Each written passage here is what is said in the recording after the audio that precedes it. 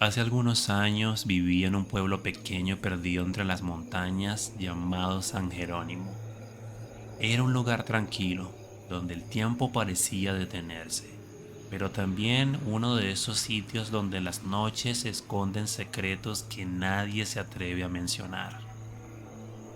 Una noche sin luna, negra como la boca de un lobo, regresaba de la parcela con unos sacos de maíz en mi burro. El camino, aunque oscuro, me era familiar, o al menos eso creía. A mitad de la senda, justo donde un arroyo seco, muerto desde hace muchos años, cruza el sendero, mi burro se detuvo de golpe.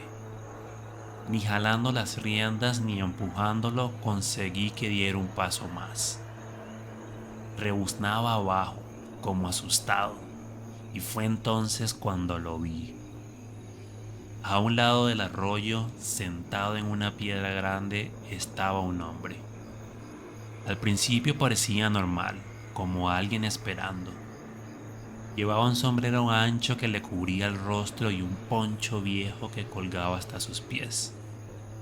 Lo saludé porque en el pueblo uno siempre saluda, aunque no conozca a la persona. Buenas noches. ¿Espera a alguien?, le pregunté. El hombre no respondió, pero se levantó, y cuando lo hizo, su sombra se alargó de manera imposible, alcanzando la copa de los árboles. Tragué saliva, decidido a seguir adelante, pero mi burro, temblando como una hoja, se dejó caer al suelo, y fue entonces cuando lo miré bien. Ese hombre no tenía rostro. Donde debería haber una cara, había un vacío absoluto, una oscuridad tan profunda que parecía devorar la luz de las estrellas. Estás tarde. Dijo con una voz grave, como un eco que venía desde lo profundo de la tierra. Mis piernas se paralizaron. Apenas pude murmurar algo cuando levantó una mano huesuda, con dedos largos y retorcidos como ramas secas. El hombre o esa cosa señaló hacia el arroyo seco y añadió: Tienes que ir. Te están esperando. un escalofrío me recorrió el cuerpo. Giré la mirada hacia el arroyo y vi sombras, decenas de ellas. Tenían forma humana pero carecían de ojos, boca o cualquier rasgo reconocible. Solo manchas oscuras que se movían lento y flotando en el río seco.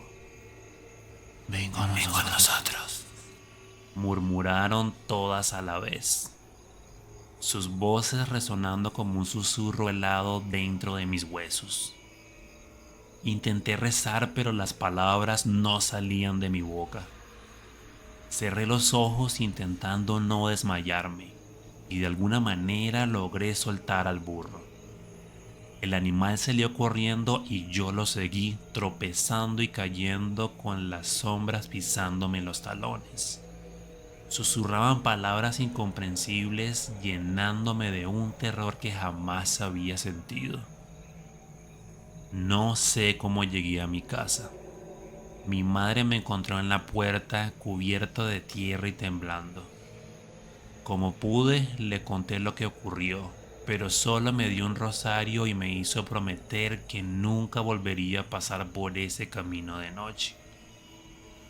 Desde entonces evito el arroyo, pero hay algo que no me deja en paz.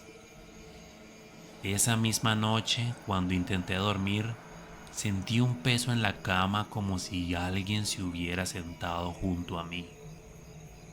Abrí los ojos y lo vi. El hombre sin rostro estaba allí, en el rincón de mi cuarto observándome. Desde entonces lo sueño y en cada sueño me dice lo mismo. Tienes que venir. Todavía te están esperando. Me llamo Héctor y soy de Sevilla, España. Tenía apenas 14 años cuando conocí a Maite, una chica del instituto. Fue mi primer amor y el último. Maite era dulce y llena de vida, pero la vida puede ser cruel, y así lo fue con ella. A los pocos meses de conocernos, Maite enfermó de una enfermedad degenerativa que afectaba sus pulmones y otros órganos vitales.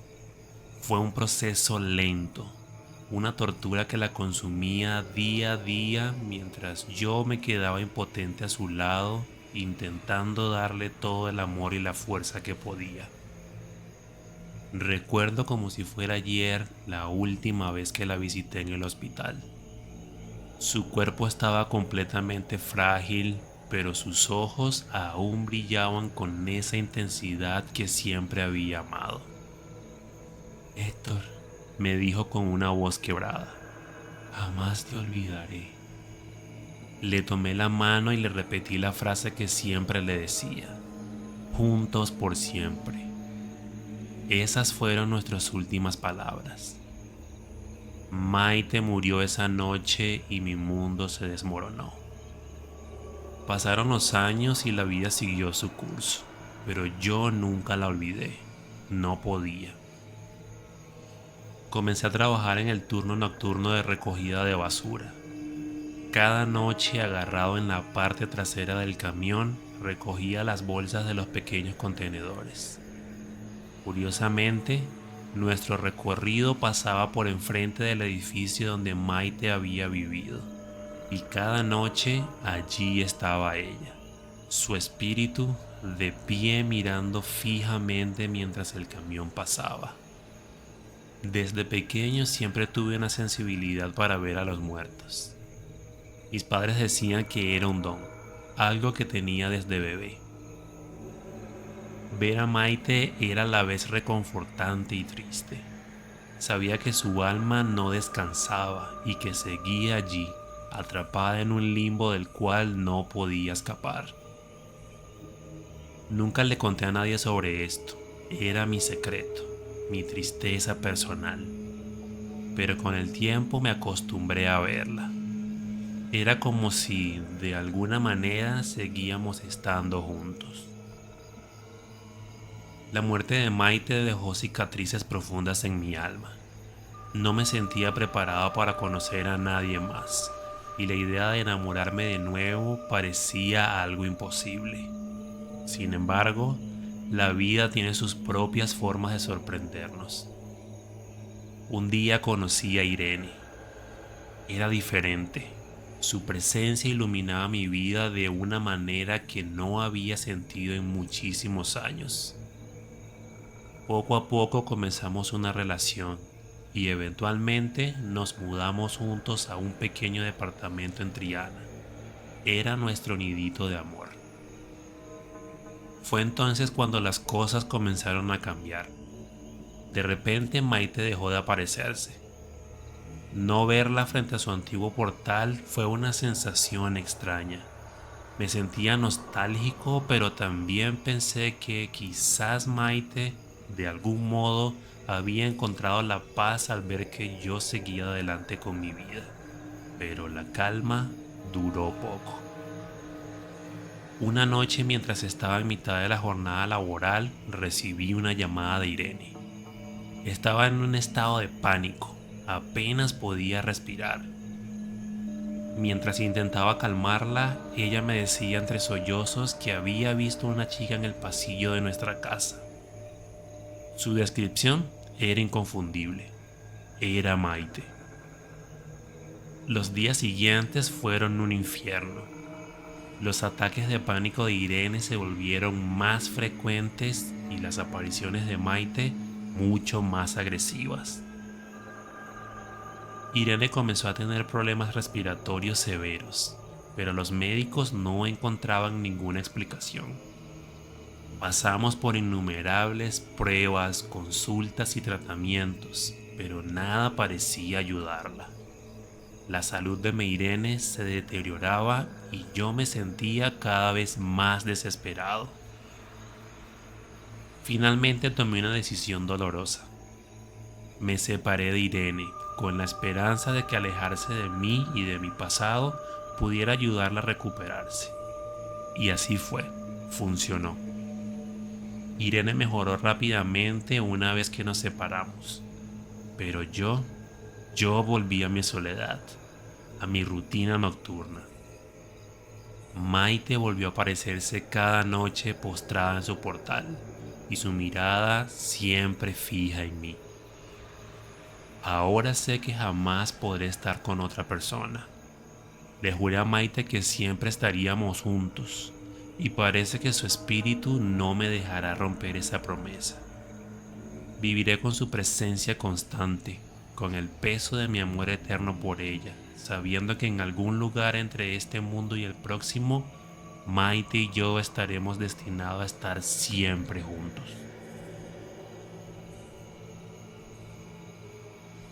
En todas las familias hay historias que, con el paso de los años, se convierten en secretos. Secretos que pesan más que el tiempo, que sobreviven al olvido y que a veces quedan encerrados en lugares donde nadie debería intentar mirar.